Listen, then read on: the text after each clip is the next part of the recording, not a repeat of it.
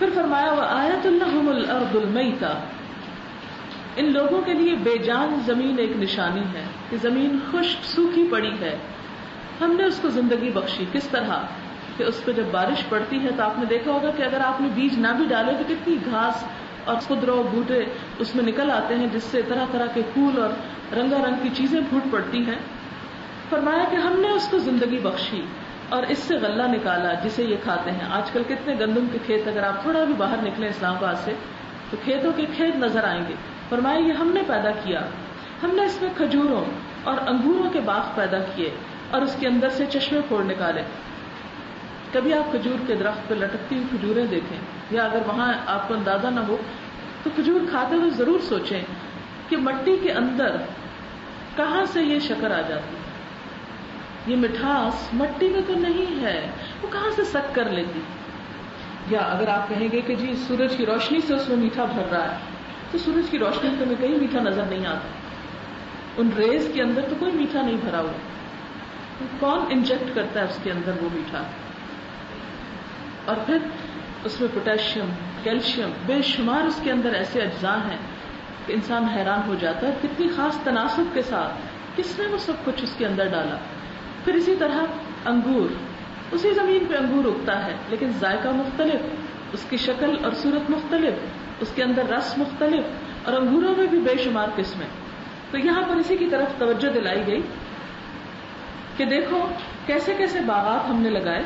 وَفَجَّرْنَا فِيهَا مِنَ الْعُيُونِ، اسی زمین سے ہم نے چشمے پھوڑ نکالے. لِيَأْكُلُوا مِن ثَمَرِهِ، تاکہ یہ زمین کی پیداوار سے کھائیں. وَمَا عَمِلَتْهُ أَيْدِيهِمْ، اور جو ان کے ہاتھوں نے بنایا. فَلَا يَشْكُرُونَ، شکر نہیں ادا کریں گے.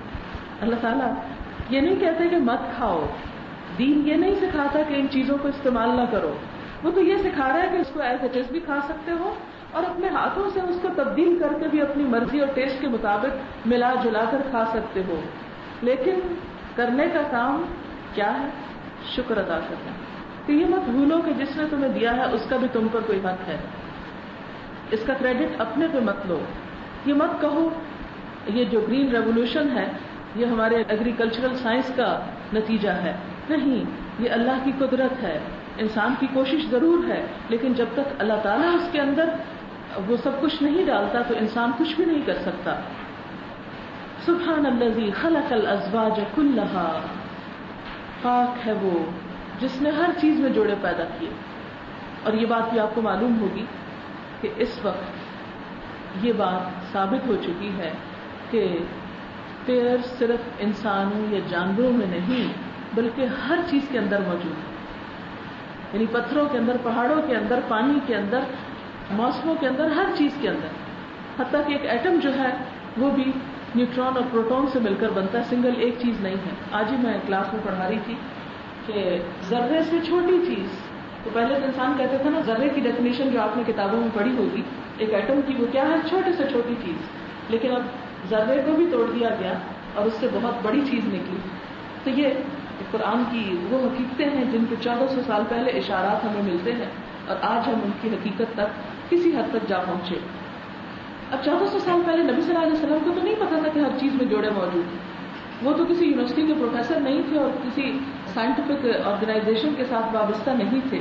ان کے پاس جو سورس تھا علم کا وہ اللہ کی ذات تھی اور وحی کا طریقہ تھا. تو اس طریقے سے ہمیں بتایا گیا کہ اللہ تعالیٰ نے ہر چیز میں جوڑے پیدا کیے، خواہ وہ زمین کی نباتات ہو یا ان کی اپنی جنس یعنی انسان ہو یا ان چیزوں میں ہو جن کو وہ جانتے بھی نہیں، وہاں بھی جوڑے موجود ہیں. یہ اندازہ کریں کہ جن کو انہوں نے ابھی تک ایکسپلور نہیں کیا وہاں بھی جوڑے پائے جاتے ہیں.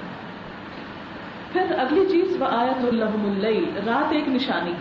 پچھلے سال سمر میں مجھے چترال جانے کا اتفاق ہوا تو وہاں کے ایک دور دراز گاؤں میں ہم رات کے وقت باہر سوئے اور رات کو جب میری آنکھ کھلی اتنا ڈارک آسمان تھا اور اتنے چمکتے ہوئے ستارے اور چاروں طرف یوں لگ رہا تھا جیسے سیاہ چادر کسی نے ڈال دی ہے پہاڑوں کے اوپر، کچھ اور نظر نہیں آ رہا تھا. تو یہاں پر فرمایا کہ یہ اللہ تعالیٰ کی طرف سے ایک نشانی ہے، اس میں غور کرو. یہ کیا ہو جاتا ہے یکا یک اس زمین کو کہ وہ سب چیزیں جو ہمیں نظر آتی ہیں وہ بالکل نظر نہیں آتی، اور وہ ستارے جو دن کو بھی ہوتے ہیں اور ہمیں نظر نہیں آتے اور رات کو وہ نظر آتے ہیں، یہ سب تبدیلی کون کر دیتا ہے؟ اتنی بڑی زمین پر ایک اتنی چمکتے ہوئے سورج کو لے جا کے اندھیری چادر کون ڈال دیتا ہے؟ اگر انسانوں سے یہ کہا جاتا کہ سورج تو اپنی جگہ کھڑا تو خود ہی اندھیرا کر لو اپنے لیے، تو کتنا مشکل ہوتا۔ اب بھی آپ دیکھیں کہ ہم جتنا بھی آرٹیفیشل اندھیرا دن کو پردے وردے لٹکا کے کرتے ہیں، لیکن اس سے وہ بات نہیں بنتی جو رات کے اندھیرے میں ہوتی ہے۔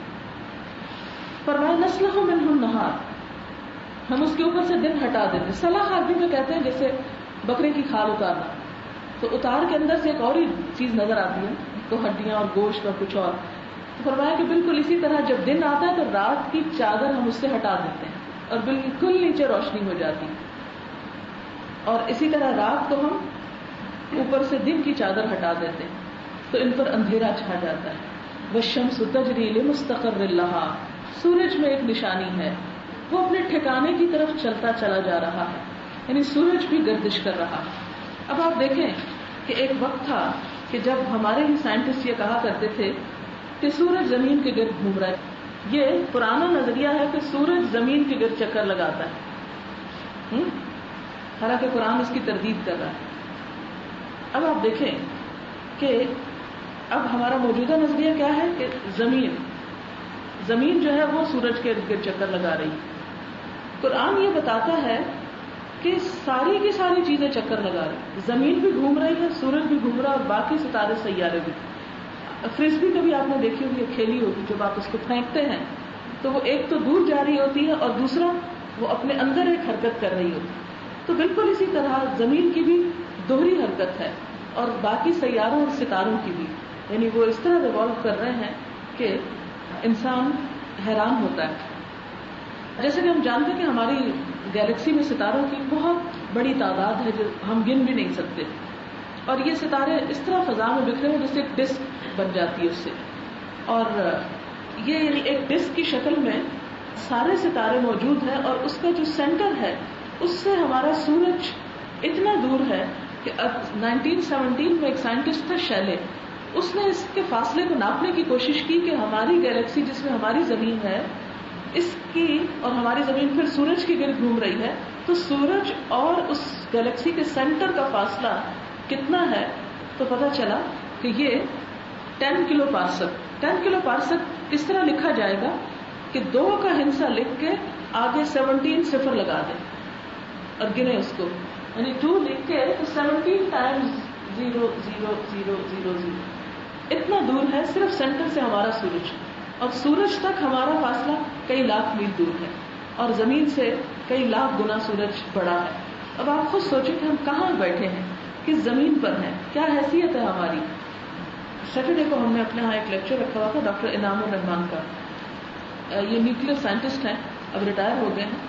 انہوں نے بہت خوبصورت طریقے سے کچھ چیزیں وہ دکھائی ہیں اپنے اس پہ اوور ہیڈ پروجیکٹر پہ، اور کچھ تصویروں کے ساتھ بتانے کی کوشش کی کہ ہماری گیلیکسی کے اندر انسان کی حیثیت کیا بنتی ہے۔ اتنے ستاروں سیاروں میں پہلے آپ دیکھیں کہ زمین کیا ہے، اور زمین کے اوپر پھر کتنے شہر ہیں۔ کبھی آپ یہاں سے لاہور جانے لگے تو سوچتے ہیں کہ ختم کب ہوگا فاصلہ، زمین ہے کہ ختم ہونے کو نہیں آتی، وہاں سے اگر آپ کوئٹہ چل پڑے تو پھر اور دیکھیں کہ کیا ہوتا ہے۔ کتنی یعنی تکلیف دہ ہے نا کہ ہم اپنے ہی ملک میں ایک شہر سے دوسرے شہر جانے میں پریشان ہو جاتے ہیں کہ زمین ختم نہیں ہو رہی۔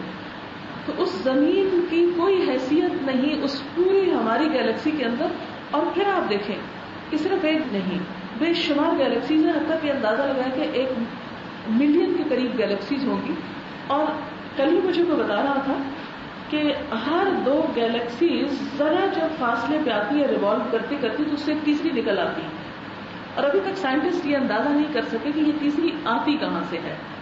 یعنی اب یہ جو ہبل کے بارے میں آپ نے سنا ہوگا کہ جس نے تصویریں لی ہیں فضا کی اور ابھی تک لے رہا ہے اور زمین پہ بھیج رہا ہے اور اس کو ناسا میں اسٹڈی کیا جا رہا ہے، تو اس بات پر پریشانی ہے کہ وہ نئی نئی گیلیکسیز جو پیدا ہو رہی ہیں ہر آن، وہ کہاں سے آ جاتی۔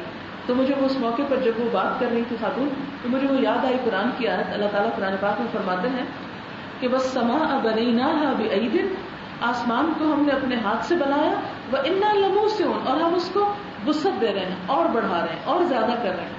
تو میں نے کہا یہ تو قرآن میں موجود ہے کہ یہ جو نئی بیچ میں نکل رہی ہے، اللہ تعالیٰ فرماتے ہیں کہ ہم ان کو ہٹا کے ایک اور، پھر اس کے بعد ان کے اندر ایک اور، اور وہ ایسی ہی ہیں جیسے ہماری ایک گیلیکسی ہے اور اس کے اندر ہماری ایک زمین، تو معلوم نہیں کتنی زمینیں اور کتنے ستارے اور کتنے سیارے ہیں. لیکن ان سب میں سوچنے کی بات یہ کہ انسان کی حیثیت کیا ہے. میں ہمیشہ اپنے آپ کو سمجھانے کے لیے سوچتی ہوں کہ جیسے بچپن میں ہم پڑھتے تھے جرمز کے بارے میں کہ اس کا سائز کیا ہے، یا سمجھنے کے لیے کہ ایک پین کی نوک کے اوپر لاکھوں آ جاتے ہیں. یعنی جرمز اتنی چھوٹی مخلوق ہے کہ اگر آپ ایک پین کی نوک پہ کچھ جرمز کو ایسے ٹک کر کے لگائیں تو ایک نوک کے اوپر لاکھوں آئیں گے. تو میں یہ سوچ رہی تھی کہ بالکل ہماری حیثیت بھی لاکھوں کروڑوں انسانوں کی اس کرۂ ارض کے اوپر ایسے ہی ہے کہ جیسے ایک پین کی نوک کے اوپر بہت سے جراثیم چمٹ گئے.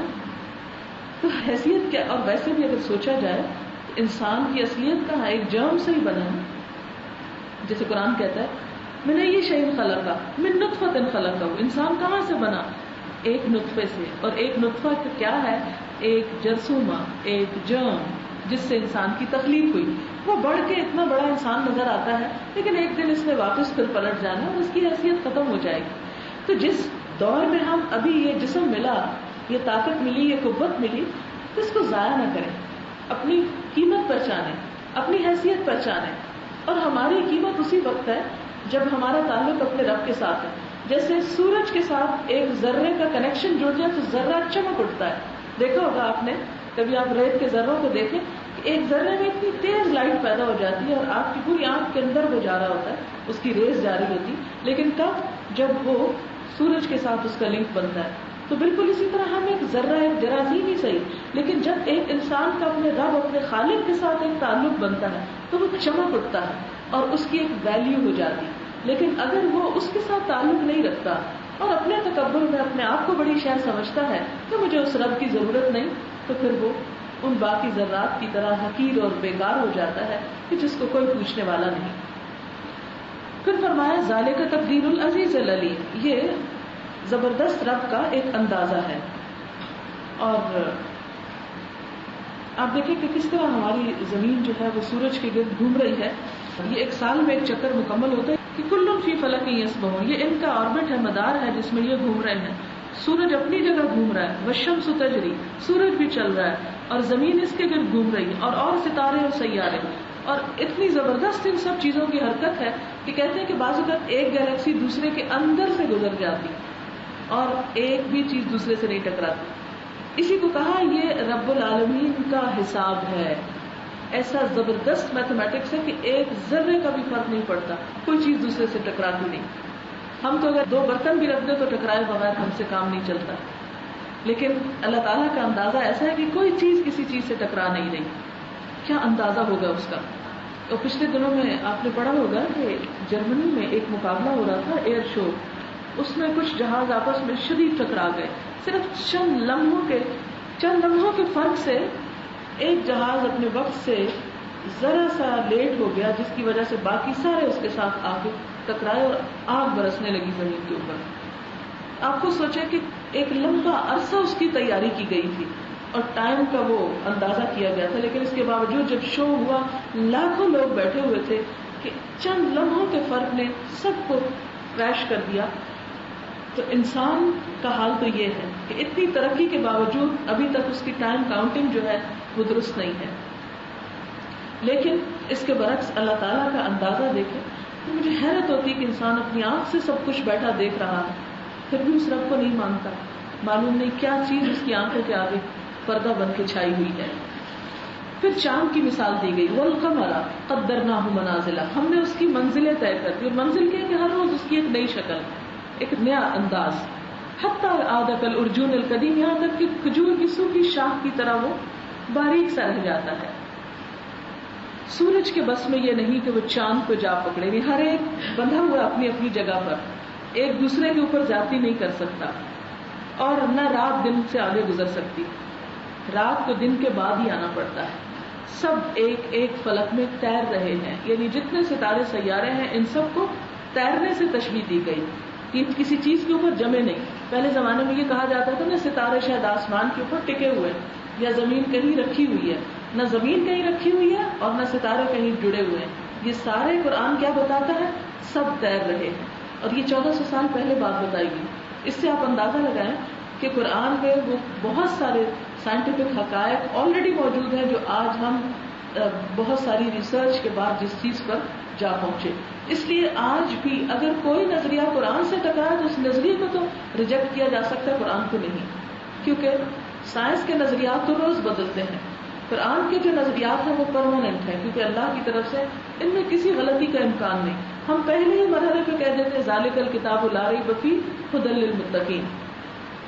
پھر فرمایا ان کے لیے یہ بھی ایک نشانی ہے کہ ہم نے ان کی نسل کو بھری ہوئی کشتی میں سوار کر دیا, حضرت نوح علیہ السلام کے زمانے میں جو ہوا.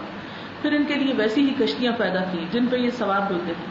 ہم چاہیں تو ان کو غرق کر دیں, کوئی ان کی فریاد سننے والا نہ ہو, کہ عین سمندر کے بیچ میں ان کو ڈبوئیں تو کوئی انہیں پوچھے بھی نہ آ کے, اور کسی طرح یہ بچائے نہ جا سکیں. بس ہماری رحمت ہے جو انہیں پار لگاتی. ہر دفعہ جہاز پہ بیٹھ کے خیال آتا ہے کہ پتہ نہیں اب یہ صحیح سلامت اترتا ہے یا نہیں. اللہ تعالیٰ فرماتے ہیں یہ ہماری رحمت سے اترتا ہے, ہم چاہیں تو پار نہ لگائیں. ایک وقت خاص تک زندگی سے فائدہ اٹھانے کا ان کو موقع دیتے ہیں. ان لوگوں سے جب کہا جاتا ہے بچو اس انجام سے جو تمہارے آگے آ رہا ہے, یعنی اپنی آخرت کی فکر کرو, اور جو تمہارے پیچھے گزر چکا یعنی پچھلی قوموں کی شکل میں شاید کہ تم پر رحم کیا جائے, تو یہ سنی انسنی کر دیتے ہیں, غور و فکر ہی نہیں کرتے. ان کے سامنے ان کے رب کی آیات میں سے جو آیت بھی آتی ہے اس کی طرف توجہ ہی نہیں کرتے. اور جب ان سے کہا جاتا ہے کہ اللہ نے جو رزق تمہیں دیا ہے اس میں سے کچھ اللہ کے راستے میں بھی دو, تو جن لوگوں نے کفر کیا ہے وہ ایمان لانے والوں کو جواب دیتے ہیں کیا ہم ان کو کھلائیں جنہیں اللہ چاہتا تو خود کھلا دیتا, تم تو بالکل ہی بہک گئے. یعنی اللہ کے راستے میں کسی غریب کو نہیں دینے کا کیا بہانہ ڈھونڈ لیتے ہیں کہ اللہ کی مخلوق ہے وہ خود دے دیتا, ہم کیوں دیں. تو بعض اوقات آپ دیکھیں گے کہ انسان اپنی لاجک سے بڑے خوبصورت الفاظ سے اپنے غلط کام کو بڑا خوبصورت سمجھتا ہے, لیکن اس طرح کرنے سے کبھی کوئی غلطی اچھائی میں نہیں بدل سکتی. یہ لوگ کہتے ہیں یہ قیامت کی دھمکی کب پوری ہوگی, یہ روز مولوی ڈراتے رہتے ہیں قیامت آئے گی قیامت آئے گی, کب آنی ہے یہ بتاؤ اگر تم سچے ہو. دراصل یہ جس چیز کی راہ تک رہے ہیں بس وہ ایک دھماکہ ہے جو یکایک عین اس حالت میں انہیں دھر لے گا جب یہ اپنے دنیا کے معاملات میں جھگڑ رہے ہوں گے. اس وقت یہ وصیت بھی نہ کر سکیں گے اور نہ اپنے گھروں کو واپس جا سکیں گے.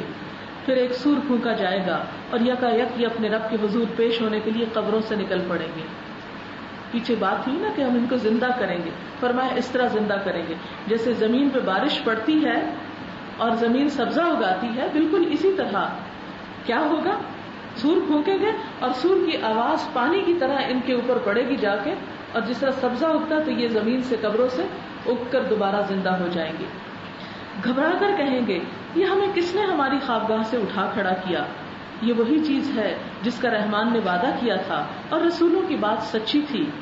پھر ایک ہی زور کی آواز ہوگی اور سب کے سب ہمارے سامنے حاضر کر دیے جائیں.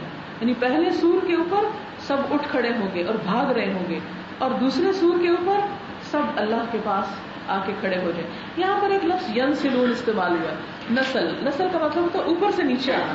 یہ لفظ کیوں آیا؟ جب کوئی چیز اوپر سے نیچے آتی ہے تو تیزی سے آتی ہے. فرمایا کہ جب سور پھونکا جائے گا اور ان کو اللہ کے سامنے بلایا جائے گا تو کوئی شخص ڈھیلی چال بھی نہیں چل سکے گا, ایسے بھاگے گا جیسے کوئی اوپر سے نیچے اتر کر آ رہا ہو, یعنی تیزی کے ساتھ اپنے رب کے حضور جا کھڑے ہوں گے. آج کسی پر ذرہ برابر ظلم نہ کیا جائے گا اور تمہیں ویسا ہی بدلہ دیا جائے گا جیسے تم عمل کرتے رہے ہو.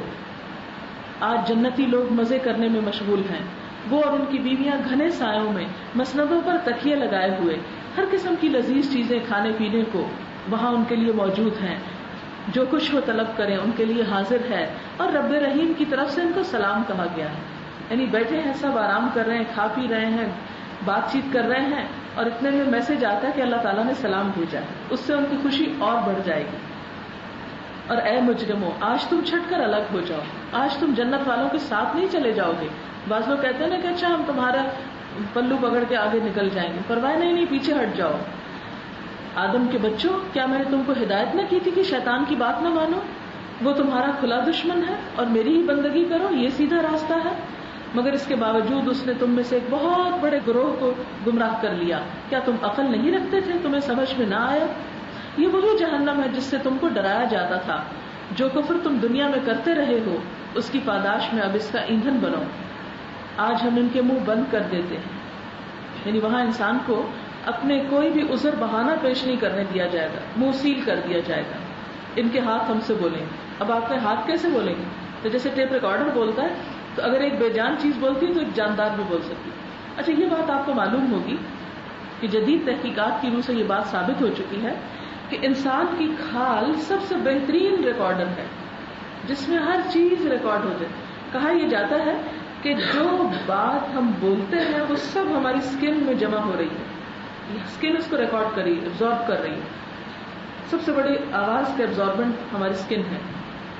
پچھلے دنوں میں ایک رسالے میں پڑھ رہی تھی کہ ایک بچہ جب پیدا ہوا تو اس کے کان نہیں تھے بالکل. لوگوں نے کہا کہ سن نہیں سکے گا. تو ہوا یہ, یعنی کانوں کے سوراخ تک نہیں تھے, بالکل پلین یہاں سے جگہ. ہوا یہ کہ اس کی اسکن کے اندر ایسی قوت موجود تھی کہ وہ اس کی آواز کو سمجھ لیتا تھا. خصوصاً جب وہ منہ کھولتا تھا تو وہ زیادہ تیزی کے ساتھ آواز سنتا تھا. کانوں کے نہ ہونے کے باوجود اس کے سینسز کام کر رہے. تو یہ بات بھی اب جدید تحقیق سے ثابت ہوگی کہ انسان جو کچھ بولتا ہے اسکن میں اس کے جمع ہو رہا ہے. اور سائنسدان اس چیز کی کوشش میں ہے کہ اس اسکن کو بلوا لیا جائے. دنیا میں ہی شاید کسی اگلی صدی میں یہ چیز سامنے آ جائے کہ وہ اسکن بول پڑے. فتشہد ارجلہم, اور ان کے پاؤں گواہی دیں گے کہ یہ کہاں کہاں گئے تھے. بما کانوا یکسبون, جو کچھ وہ کرتے رہے. ہم چاہیں تو ان کی آنکھیں موند دیں, یعنی آنکھیں بند کر دیں, پھر یہ راستے پہ دیکھیں تو کہاں سے انہیں راستہ نظر آئے گا. ہم چاہیں تو انہیں ان کی جگہ پر ہی مسخ کر کے رکھ دیں. مسخ کرنے کا مطلب کیا, ان کی شکل بگاڑ دیں اور یہ نہ آگے چل سکے نہ پیچھے پلٹ سکے. یعنی یہ مت سوچیں انسان جو کچھ کر رہا ہے اسے کوئی دیکھنے والا نہیں, یا اس کو کوئی پوچھنے والا نہیں, یا اس کو کوئی پکڑنے والا نہیں. اللہ تعالیٰ ہر کام پر پوری طرح قادر ہے, لیکن یہ ہماری رحمت ہے کہ ہم ان کو دنیا میں فوراً نہیں پکڑتے اور اچھے یا برے کام کرنے کا ایک وقت دے رہے ہیں. پھر فرمایا جس شخص کو ہم لمبی عمر دیتے ہیں اس کی ساخت کو ہی ہم الٹ دیتے ہیں. یعنی جس طرح انسان کے مست ہونے کی بات ہے تو بڑھاپا ایک چھوٹی سی مثال ہے کہ ایک خوبصورت انسان کس طرح اس کی شکل بدل جاتی ہے. باوجود کوشش کے انسان اپنے آپ کو کنٹرول نہیں کر سکتا. اپنے فیس ایکسپریشن جو ہے, ہم نے دیکھا ہوگا کہ جو لوگ بہت تند مزاج ہوتے ہیں بڑھاپے میں ان کے چہرے کے اوپر وہ سارے نشان آ جاتے ہیں. ان کے ماتھے کے اوپر, ان کی آنکھوں کے پاس, ان کے ناک کے اوپر, وہ سب چیزیں دنیا میں ہی ان کے فیس کے اوپر ریکارڈ ہوتی ہوئی نظر آتی ہیں. جو خوش اخلاق لوگ ہوتے ہیں ان کے چہرے پہ پرماننٹ مسکراہٹ بڑھاپے میں آ جاتی ہے. تو بڑھاپے کی فوراً بات اس لیے کی گئی کہ انسان مست ہونے کی مثال بڑھاپے کی عمر سے پہچان لے. کیا یہ حالات دیکھ کر انہیں عقل نہیں آتی؟ ہم نے اس نبی کو شعر نہیں سکھایا. اب یہ تھا کہ جب وہ نہیں مانتے تھے تو ٹالنے کے لیے کہتے تھے بس یہ ایک شعر و شاعری ہے, دل بہلانے کا کلام ہے اور کچھ نہیں. فرمایا نہیں, یہ شاعری نہیں. شاعری اس کو زیب بھی نہیں دیتی. یہ تو ایک نصیحت ہے, صاف پڑھی جانے والی کتاب ہے تاکہ ہر اس شخص کو خبردار کر دے جو زندہ ہو اور انکار کرنے والوں پر حجت قائم ہو جائے.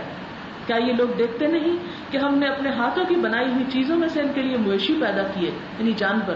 مویشی گائے, بھیڑ, بکری وغیرہ کو کہا جاتا ہے. اب یہ ان کے مالک ہیں. ہم نے انہیں اس طرح ان کے بس میں کر دیا ہے کہ ان میں سے کسی پر یہ سوار ہوتے ہیں, کسی کا یہ گوشت کھاتے ہیں, اور ان کے اندر ان کے لیے طرح طرح کے فوائد اور مشروبات ہیں. اب دیکھیں, کبھی آپ نے غور کیا کہ بھینس کو اللہ تعالیٰ نے ہاتھ تو دیا مگر زمین پر اس کے ہاتھ ٹکا دیے. اگر اس کے ہاتھ سیدھے کھڑے ہوتے یا وہ ہماری طرح موو کر سکتی ہوتی تو آپ دیکھیں کیا بھیانک نقشہ ہوتا ہے. تھوڑی دیر کے سوچیں کہ گائے یا بھینس سیدھی ہو کے چل رہی تو ہم ڈر کے مارے وہ شاید پکڑ ہی لیتی کسی وقت. تو یہی اللہ تعالیٰ فرمانے کہ دیکھا نہیں, انہوں نے کبھی غور نہیں کیا کہ کس طرح ہم نے ان کو ایسی شکل میں پیدا کیا کہ ان کو ان کا کنٹرول حاصل ہے, وہ ان کے اوپر کنٹرول نہیں کر رہے. پھر کیا یہ شکر گزار نہیں ہوتے کہ اللہ نے ان کے فائدے کی چیزیں ان کے کنٹرول میں رکھی. یہ سب کچھ ہوتے ہوئے انہوں نے اللہ کے سوا دوسرے خدا بنا لیے اور یہ امید رکھتے ہیں کہ ان کی مدد کی جائے گی. وہ ان کی کوئی مدد نہیں کر سکتے, بلکہ یہ لوگ الٹے ان کے لیے حاضر باش لشکر بنے ہوئے ہیں کہ دوسرے بتوں کو خدا مانتے ہیں یا ان میں کرامت سمجھتے ہیں. تو دیکھیں کہ بت انسان اپنے ہاتھ سے بناتا ہے, اپنے ہاتھ سے رکھتا ہے, پھر ان کو صاف ستھرا کرتا ہے, سجاتا ہے, ان کو پھول پہناتے ہیں. اگر ان کو صاف نہ کرے تو انتہائی میلا ہو جائے. یہاں پر فرمایا کہ یہ جو بت جن کو یہ اپنا خدا سمجھتے ہیں وہ تو اپنے لیے بھی کچھ نہیں کر سکتے, یہ خود ان کی خدمت کرتے ہیں اور پھر ان کے آگے ہاتھ جوڑتے ہیں. کیا ان کی عقل کو ہو گیا؟ اچھا, جو باتیں یہ بنا رہے ہیں وہ تمہیں غمگین نہ کریں, ان کی چھپی اور کھلی سب باتوں کو ہم جانتے ہیں. کیا انسان دیکھتا نہیں کہ ہم نے اسے نطفے سے پیدا کیا, یعنی سپرم سے, پھر وہ صحیح جھگڑالو بن کر کھڑا ہو گیا, یعنی ہمارے ہی خلاف باتیں بناتا ہے اور ہم پہ مثالیں چسپاں کرتا ہے. یعنی مخلوق ہونے کا تقاضا یہ تھا کہ عاجزی کرتا, اور وہ کیا کر رہا ہے؟ تکبر, اور اپنی پیدائش کو بھول جاتا ہے کہ کس طرح وہ دنیا میں آیا, کس حالت میں.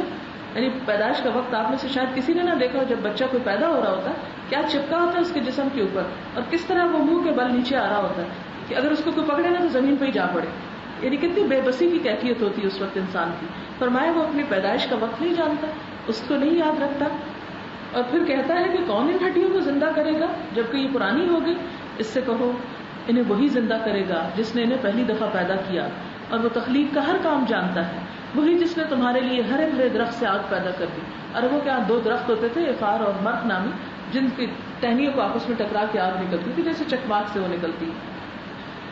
تم جس سے اپنے چولہے روشن کرتے ہو, کیا وہ جس نے آسمانوں اور زمین کو پیدا کیا اس پر قادر نہیں ہے کہ ان جیسوں کو پیدا کر سکے؟ کیوں نہیں, جبکہ وہ ماہر خلاق ہے. وہ تو جب کسی چیز کا ارادہ کرتا ہے تو اس کا کام بس یہ ہے کہ وہ حکم دیتا ہو جا, اور وہ ہو جاتی ہے. آج انسان نے ایسے چھوٹے چھوٹے ایکسپیرینس کر لیے, جیسے ابھی میں نے وہ ویڈیو گیم کا بتایا کہ انسان اپنی صرف نگاہوں کے جو ریز ہیں اس سے اسے کنٹرول کر رہا ہے. یا آپ نے آٹومیٹک ڈورز دیکھے ہوں گے کہ آپ اس کے پاس جا کے کھڑے ہوتے دروازہ خود کھل جاتا ہے.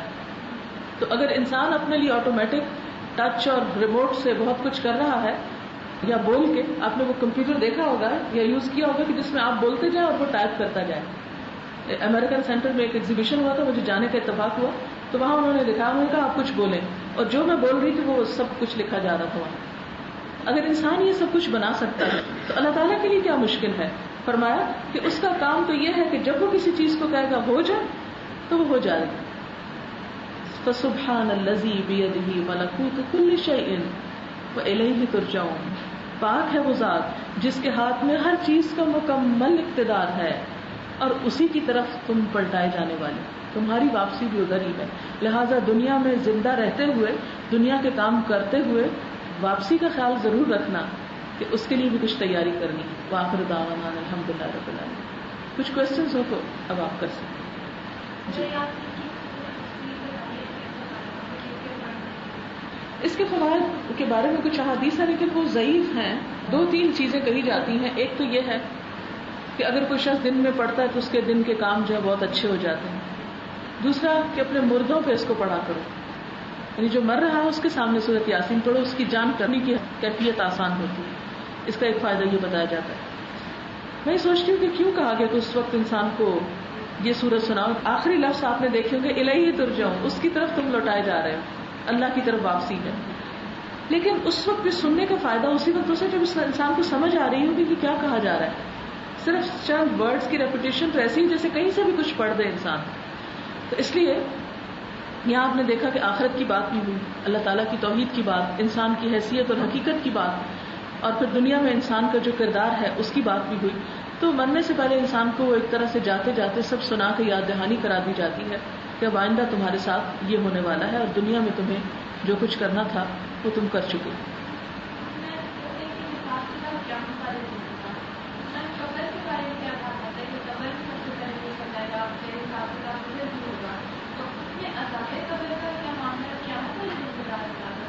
ٹھیک ہے, ایسا ہے کہ عذاب قبر ایسا ہی ہے کہ جیسے کسی بھی مجرم کو جیل بھیجنے سے پہلے حوالات میں بند کیا جاتا ہے اور اس سے سوال جواب کیے جاتے ہیں, انویسٹیگیشن کی جاتی, اور بعض اوقات اس کی پٹائی بھی کی جاتی یا سختی کی جاتی. تو یہ ایک انٹرم پیریڈ ہے کہ اصل مقام پر پہنچنے سے پہلے درمیان کی جگہ, مثلا آپ کو لاہور جانا ہے تو کچھ لوگ آپ میں سے بائی ایئر جائیں گے, کچھ بائی ٹرین, اور ہو سکتا ہے کہ کچھ لوگوں کو ایک ٹوٹی پھوٹی بس میسر آئے کہ جس میں وہ دھکے کھاتے ہوئے کئی گھنٹوں کے بعد پہنچے. اب بالکل اسی طرح جو قبر کی جگہ ہے وہ درمیان کا ایک حصہ ہے. جیسے جس کے اعمالوں کے جتنے پیسے کوئی لے کر آئے گا عمل کے, ویسا ہی اس کو وہ بیچ کا حصہ, ایک طرح سے وہ بھی ایک سفر کی ایک حالت ہے, جیسے ویٹنگ روم میں آپ بیٹھے ہوئے, وہ آپ کو میسر آئے گا. جن لوگوں کے بہت اچھے کام ہوں گے, وی آئی پیز ہوں گے, ان کے لیے بہت خوبصورت ویٹنگ روم ہے, اور جن لوگوں نے غلط کام کیے ہوں گے ان کے لیے وہ ویٹنگ روم بھی ایک مصیبت اور تکلیف کی جگہ بن جائے گا. اس کی دلیل ہمیں قرآن سے بھی ملتی ہے اور حدیث سے تو بہت وضاحت کے ساتھ پتہ چلتا ہے. قرآن میں سورۃ المؤمن, یہ جو سورۃ یاسین ہے اس میں بھی ایک مومن شخص کا ذکر ہے, تو ایک اور سورت ہے المؤمن, اس میں آیت آتی ہے آیت 44-45, وہ اگر آپ گھر جا کے دوبارہ دیکھ لیں تو اس میں آل فرعون کے بارے میں آتا ہے کہ آل فرعون کو صبح شام آگ پر پیش کیا جاتا ہے. وحاق بآل فرعون سوء العذاب النار یعرضون علیہا بکرۃ وعشیا ویوم تقوم الساعۃ ادخلوا آل فرعون اشد العذاب. اس آیت کا مطلب کیا ہے کہ آل فرعون صبح شام آگ پہ پیش کیے جا رہے ہیں اس وقت، حالانکہ وہ پانی میں غرق ہوئے تھے، پانی میں گئے تھے. قبر ان کی ایسا سچ وہ نہیں جیسے ایک قبر کا تصور ہمارے ذہن میں ہے، لیکن اس کے باوجود انہیں صبح شام آگ پہ پیش کیا جاتا ہے. نبی صلی اللہ علیہ وسلم جب معراج پہ تشریف لے گئے تو آپ نے دیکھا کہ لوگوں کا گروہ کہیں جا رہا ہے، تو آپ کو بتایا گیا یہ آل فرعون ہے جو آگ کی طرف جا رہی ہے، یعنی ان کی روحیں جو ہیں وہ ایک طرح سے اب بھی آگ کا مزہ چکھ رہی ہیں. اور یوم تقوم الساعۃ، جس دن قیامت کا دن ہوگا تو حکم ہوگا ادخلوا آل فرعون، داخل کرو آل فرعون کو اشد العذاب، زیادہ شدید عذاب میں. تو اصل عذاب وہاں شروع ہوگا، لیکن اس ویٹنگ روم میں بھی تکلیفوں کا ذکر ملتا ہے، یہاں تک کہ آگ کا اور جلانے کا اور جلنے کا. تو بہت سے لوگ کہتے ہیں کہ جی قبر کھودے تو ہم نے تو آج تک کوئی آگ اس میں نہیں دیکھی. تو بات یہ ہے کہ مائکرو ویو میں جیسے ریز کے ساتھ جلایا جاتا ہے، اگر آپ ایک چکن روسٹ کریں تو بعض اوقات اگر آپ نکالنا بھول جائیں تو بالکل ہڈیاں تک اس کی جل جاتی ہیں اندر سے. تو کوئی وہاں آگ تو نہیں ہوتی، تو کیا جلا رہا ہے؟ ریز ہے. تو اللہ تعالیٰ کی کائنات میں کس چیز کی کمی ہے کہ وہ کسی کو سزا دینے کے لیے کیا طریقہ اختیار کرتا ہے. پھر یہ ہے کہ روح کہاں ہے، اس کے اندر ہے یا باہر ہے؟ ہڈیاں تو گھل جاتی ہیں، مٹی ہو جاتی ہیں، تو روح جہاں پر ہے. تو بالکل ایسے ہے کہ جیسے ہمیں یہ مشکل نظر آتا ہے کہ روح دور ہوتے ہوئے بھی جسم کے ساتھ لنکڈ ہو، تو یہ ہے کہ جیسے سورج دور ہے مگر اس کی دھوپ یہاں پڑ رہی، تو اسی طرح اگر ہماری روح کہیں اور بھی ہے تو قبر میں جو جسم ہے خواہ وہ مٹی ہے، اس کے لنک اس روح کے ساتھ موجود ہے. اس لیے صحیح عقیدہ اس کے بارے میں یہ ہے کہ یہ عذاب جسم اور روح دونوں پر ہوتا ہے. محسوس کس طرح ہوتا ہے انسان دنیا میں اس کا ایکسپیرینس نہیں کر سکتا. لیکن چونکہ ایک چیز قرآن میں بھی آ گئی ہے اور احادیث میں متواتر ہوتا ہے کہ بہت زیادہ احادیث اس کے بارے میں ملتی ہیں، تو ہم اس کو جھٹلا نہیں سکتے. اور ہمارا ویسے بھی اللہ تعالیٰ سے ایک وعدہ ہے یؤمنون بالغیب، کہ وہ غیب پر ایمان لاتے ہیں. تو غیب کا ایمان جو ہے یہ اس بات کا تقاضا کرتا ہے کہ ہم آخرت کے بارے میں وہ باتیں جو ہماری عقل میں نہیں بھی آتی ان کو مان لیں.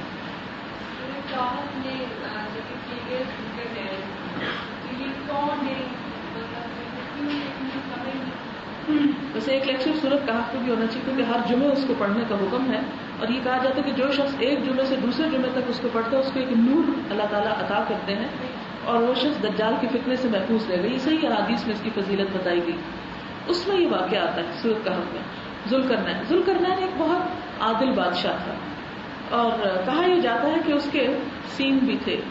اب یہ تاریخی روایت ہے، قرآن میں یہ نہیں کہا گیا، لیکن ایک اور روایت کے مطابق یہ ہے کہ وہ ایسا کیپ یا کراؤن پہنتا تھا جس میں سینگ بھی لگے ہوئے تھے. تو ایک بادشاہ سائرس یا خورس، اس کے بارے میں کہا جاتا ہے کہ یہ وہ بادشاہ تھا. کہتے ہیں کہ اس کو اللہ تعالیٰ نے بے پناہ قوت دے رکھی، تو اس نے پوری زمین کو مسخر کر دیا تھا. وہاں یہ واقعہ ملتا ہے تو زمین کے ایک حصے میں پہنچا اور ایسی قوم دیکھی اس نے جا کے کہ جو کوئی بات نہیں سمجھتی تھی، اور ان کے سر پہ کوئی سایہ نہیں تھا، درخت نہیں تھا، بالکل جانوروں کی طرح رہ رہے. تو ان کی اس نے مدد کی. پھر چلتے چلتے زمین کے دوسرے اینڈ پہ جا پہنچا، وہاں پر کچھ لوگوں کی مدد کی. لیکن قرآن میں جو بتایا گیا وہ یہ ہے، یعنی یہ سارا واقعہ بتا کے کہ وہ زمین کے ایک طرف گیا، پھر دوسری طرف پہنچا، پھر اس نے ایک بہت بڑی دیوار بنائی یاجوج ماجوج کے شر سے بچنے کے لیے. تو یہ سارے اس کے کارنامے بتا کے اس سے لوگوں نے کہا کہ تم اس کا معاوضہ لو، تو کہا نہیں، میں نے تو یہ اپنے رب کی خاطر کیا. تو بتانا یہ مقصود ہے کہ اتنا طاقتور بادشاہ جس کے پاس اتنے اختیارات تھے کہ اس دور میں بھی کئی ہزار سال پہلے زمین کے ایک حصے سے دوسرے پہ پہنچ رہا ہے، وہ کہتا ہے ھذا رحمت من ربی، یہ میرے رب کی رحمت ہے. اور وہ اللہ اور آخرت اور رسول سب کو مانتا تھا. تو اس میں عام انسانوں کو ایک سبق دیا گیا ہے کہ انسان سب کچھ ہوتے ہوئے دنیا کی طاقت اور وسائل بھی اپنے رب کو نہ بھولے.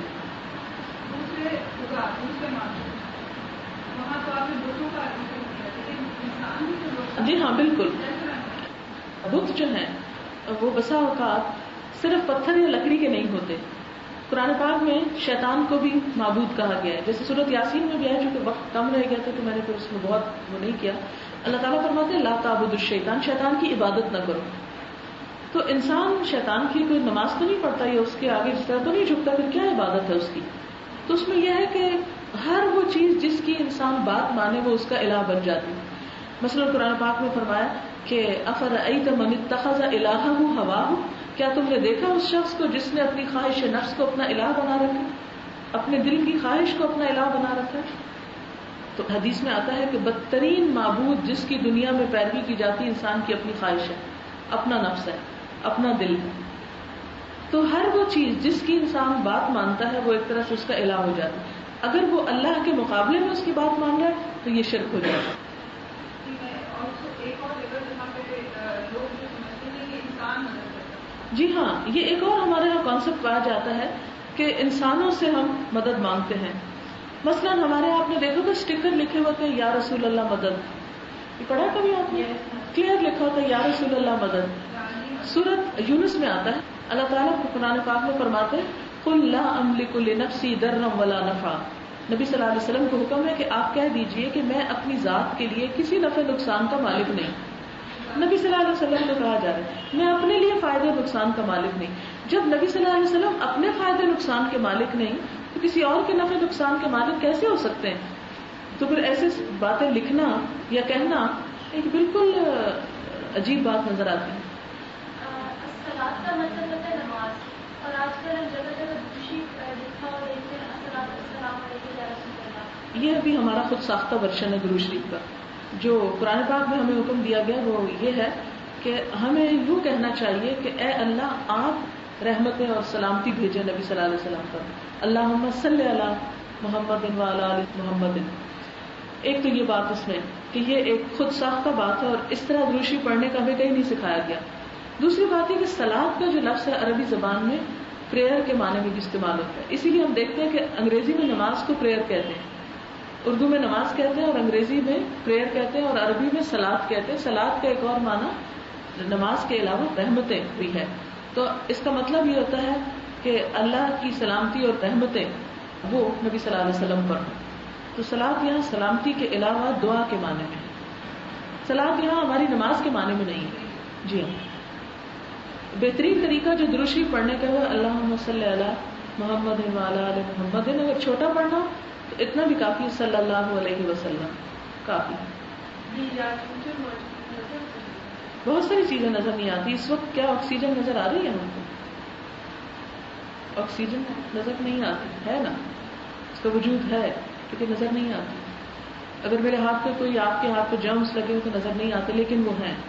تو اس طرح کچھ ایسی چیزیں ہمیں بتائی گئی ہیں جو نظر نہیں آتی لیکن چونکہ ہمیں بتائی گئی ہیں اور وہ نکلیں گی، آئیں گی سامنے. اور پھر اس سے مراد ضروری طور پر یہ نہیں کہ کوئی ایسی چیز ہے کوئی چھپ کے بیٹھی ہوئی ہے. ہو سکتا ہے کہ وہ ایک ایسی جنریشن ہو، ایک ایسی قوم ہو جو یکایک اٹھے اور کثرت کے ساتھ پھیل جائے. یعنی اس میں یاجوج ماجوج سے مراد صرف چند ایسے لوگ نہیں لیے جا سکتے جو کسی غار میں بند ہیں یا کسی پہاڑ میں چھپے ہوئے ہیں. اس سے مراد کوئی بھی قوم ہو سکتی ہے جس کے اندر اس عین وقت میں وہ کوالٹیز آ جائیں جو یاجوج ماجوج کی بتائی گئی ہیں. ٹھیک ہے. کچھ روایات آتی ہیں امام مہدی کے بارے میں، لیکن یہ ہے کہ وہ حضرت عیسیٰ نہیں ہے، وہ الگ چیز ہے. مطلب یہ کہ امام کا اصل میں مطلب ہوتا ہے لیڈر، اور مہدی کا مطلب ہوتا ہے ہدایت دینے والا. مطلب یہ کہ لوگوں کو گائیڈ کرنے والا ایک لیڈر ہوگا. تو کیا فرق پڑتا ہے؟ کوئی ہوگا آ جائے گا، بس ٹھیک ہے، لوگوں کو بتایا گا، لوگ اس کے پیچھے چل پڑیں گے. اگر ہمارے سامنے نہیں ہے تو ہم کو کوئی رسپانسبلٹی نہیں، فکر کی ضرورت نہیں. دجال بھی ایک شخص ہے. دجال دو طرح کی مسلم کہا کہ دجال کے فتنے کی ذکر آتا ہے. دجال جو ہے اس میں حمزہ یوسف کی کیسٹ دیکھی آپ نے؟ نہیں، بہت زبردست ہے حمزہ یوسف کی. ایک ہے دجال کا فتنہ اور ایک ہے خود دجال. کچھ دجال کے فتنے کی علامات ہیں اور ایک دجال ہے اس کی ایک آنکھ جو ہے وہ ایک آنکھ سے دیکھتا ہوگا لیکن اتنا پاورفل ہوگا کہ وہ لوگوں کو طرح طرح کی سزائیں دے گا اور کہے گا کہ مجھے مانو. مثلا یہ کہے گا کہ مجھے اگر تم مانو گے تو میں تمہیں کھانا دوں گا. دنیا کے وسائل میں کنٹرول کر لے گا. یہ بڑی بات ہے کہ دنیا کے ریسورسز کو اپنے کنٹرول میں لے لے گا اور جس کو چاہے گا دے گا، جس کو چاہے گا نہیں دے گا. جو اس کو مانے گا اس کو دے گا، جو مانے گا وہ تو کافر ہو جائے گا، اور جو اس کو نہیں مانے گا یہاں تک حدیث میں آتا ہے کہ اس کو پکڑ کے 2 ٹکڑوں میں کر دے گا اور پھر اس کو جوڑ دے گا. اتنا شدید اس کے فتنوں کا آتا ہے ذکر. اور یہ صورت کہا ہر جمعہ پڑھنے کا فائدہ بھی یہ بتایا گیا کہ ایسا شخص دجال کے فتنے سے بچا رہے گا، وہ اس کو اوپر نہیں حاوی ہو سکے گا اگر اس کے دور میں آ بھی گیا. جی قیامت کی نشانیوں میں سے ایک نشانی یہ ہوگا، انسان کی شکل میں ہوگا. اور تو اللہ ہی جانتا ہے کون دجال ہے یا نہیں، لیکن بہرحال جی یہ کہا جاتا ہے لیکن ضعیف روایت ہے، اتھینٹک روایت نہیں ہے. شاید لوگوں نے اس لیے کہا کہ لوگ روز پڑھیں، کسی طرح تو قرآن پڑھیں، کچھ تو پڑھیں، اس لیے اس طرح کی باتیں کچھ عام کر دی گئی. میں ہمیشہ لوگوں سے کہتی ہوں کہ اللہ نے صرف سورۃ یاسین نہیں نازل کی، سارا قرآن نازل کیا ہے. اس لیے ٹھیک ہے سورۃ یاسین بہت فائدے کی، اس کو بھی پڑھو، لیکن اس کے ساتھ ساتھ باقی حصے کو بھی کچھ نہ کچھ روز ضرور پڑھنا چاہیے.